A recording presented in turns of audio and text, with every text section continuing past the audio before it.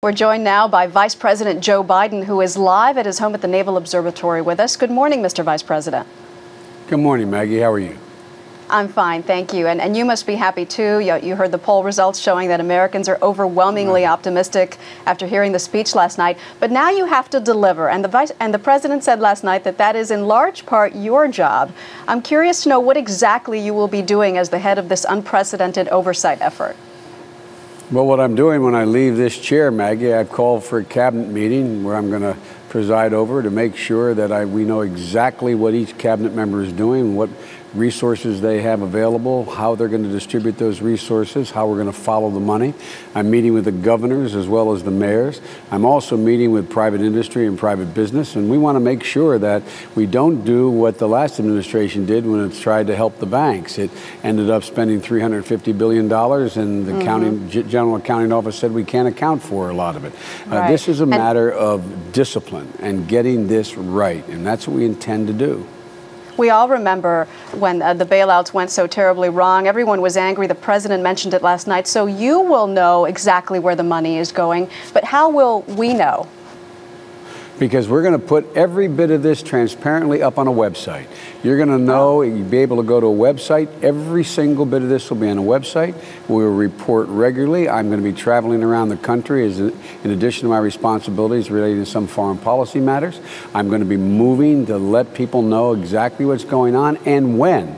And when we find that the money isn't being used as it's intended to be used, when governors, if they were to take the money and put it in a rainy day fund instead of create a new job, we will expose that. We will make it clear. And I will literally come on your show. I will be on television saying that we're disappointed. This is what happened. The money was supposed to be spent for this. It got spent for that. There's a lot. And we've also hired, Maggie, one of the toughest inspector generals here in the federal government. We're putting together a team, an oversight team that is going to be not just me, but I have a whole staff that's been created under me to follow the money, to make sure it creates jobs and begins to lay the groundwork for a 21st century economy on an electric grid, on new infrastructure systems around the country, and investing money in education that really will pay off.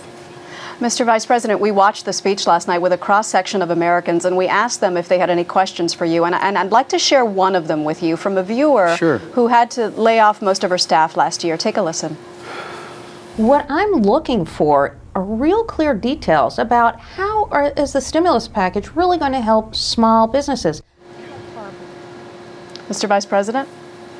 Well, there's a number of ways. It depends on what your business is. I would recommend that woman call my office directly, and I will be able to guide her as to what pieces of this package would be directly helpful to her. For example, it may very well be that she's in a circumstance where she is not able, where customers aren't able to get to her. There's no transit capability. The bridge going across the creek to get to her business needs repair. It may very well be that she's in a position where she is unable to access her energy costs are so high by providing smart meters, by being able to bring down the cost of her workforce, cost of operating her business. But most importantly, where it's mainly going to come for the business people is getting credit flowing again. She probably has trouble maintaining inventory and paying salaries.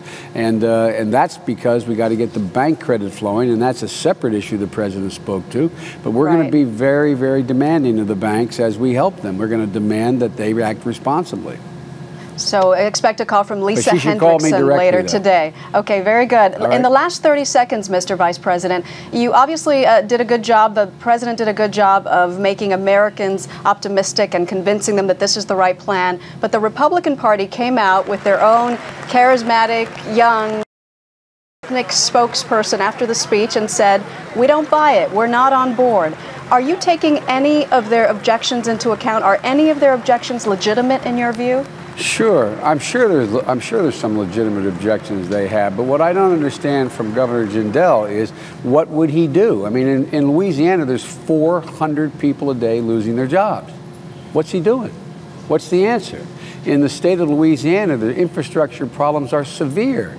Not just their levees and their dikes in every other state. What's he doing? So if you choose the inaction that Governor Jindal is talking about, how responsible is that?